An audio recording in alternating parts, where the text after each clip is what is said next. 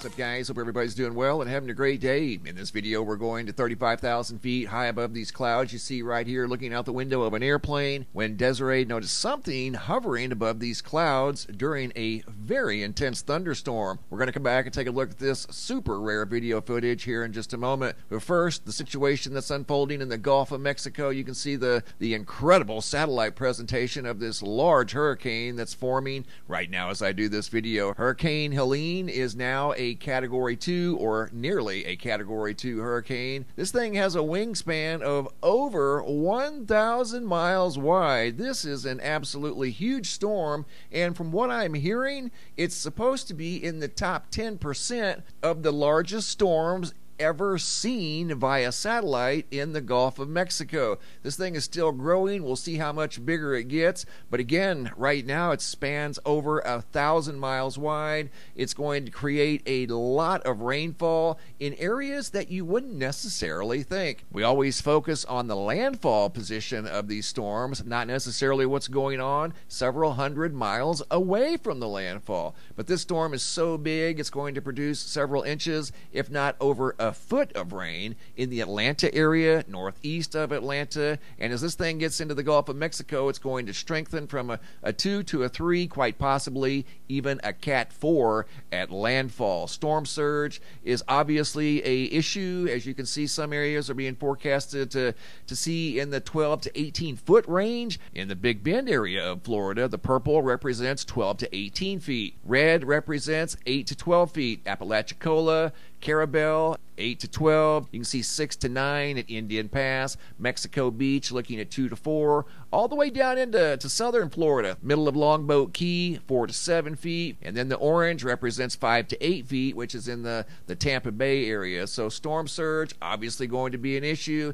You can see over here at ventusky.com, they're showing a wide area of 11, 12, 13-foot storm surge along that Big Bend area. Once again, consistent with what the National Hurricane Center is showing. That would be the area of the largest storm surge, over 12 feet possible tomorrow evening, once again, as the storm makes landfall. And from what I'm hearing, there are mandatory evacuations in part of the Big Bend area. I want to show you an area that's populated right in here that's looking at possibly 9 feet plus of storm surge. This is a fairly densely populated area. You can see businesses and homes in this area. City of St. Marks, Florida could see 9 feet of storm surge. I think these areas in here around St. Marks, Shadeville, Crawfordville, these areas were under some sort of an evacuation, mandatory, maybe voluntary, I'm not quite sure. But either way, they could see some very significant storm surge. Look at the reds you see in here, reds and orange.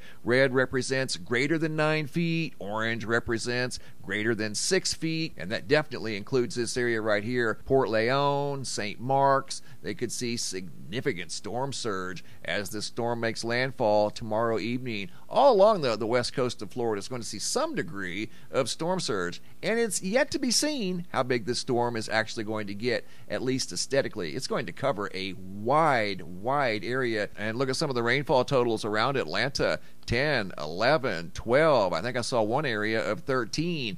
Over a foot of rain north and east of Atlanta. Once again, because of this storm's incredible size, this thing is definitely going to be a massive storm. Once it gets into the Gulf of Mexico completely, the eye wall starts to form, and this thing really spreads its wings. And this thing could go from a 3 to a 4, but I kind of doubt it simply because of all of the wind shear that's forecasted for this area tomorrow as this thing's making landfall. The red lines represent wind shear. Wind shear and hurricanes simply don't go together. So all of that wind shear may keep it as a Cat 3, which is still a major hurricane. And once again, the biggest concerns are the storm surge and the very heavy rainfall totals, and then of course power outages. Right now there's already 13,000 customers in Georgia without power. Look for those numbers to go up exponentially as this storm makes landfall tomorrow evening, especially in Florida, Florida, but not limited to Florida, going up into Alabama, Georgia, South Carolina. All of these areas could see significant power outages as Hurricane Helene makes landfall tomorrow evening in the northeast Gulf of Mexico. I want to take you guys now to 35,000 feet above these clouds here. Not sure of the exact location, but this video was sent in by Desiree, who was watching this storm out the window of an airplane when she noticed something hovering above the clouds. And not only one thing, but two. Check it out. You're going to see something in the sky above these clouds. Right there. There's one. You're going to see another one. Right there. You're going to see right there's another one. They're different sizes. They're flickering on their own. They're not synchronized with the lightning, which would imply some sort of a reflection caused by the lightning. That thing's flickering on its own, and there's no lightning. There's another one, and there's actually a third one right there. She noticed three mysterious objects hovering above the clouds at 35,000 feet out the window of an airplane here within the last 30 days. Thanks for the video. Really appreciate it. Once again, big storm heading into the Gulf of Mexico. Big heads up if you're in Florida, Georgia, Alabama, even South Carolina. This is going to be a massive storm bringing massive rainfall totals, and the amount of rainfall that's expected is going to very heavily saturate the ground in the path of this storm. And not only in the path, but reaching far and wide of the center of rotation. Again, northeast Atlanta is looking at possibly 12 plus inches of rain going up into North Carolina, South Carolina, most, if not all of Georgia, with the exception of the southeastern part of Georgia. The ground is going to become very heavily saturated in this area, especially in the path of the storm where the heaviest rainfall totals are going to be. The tree population is very dense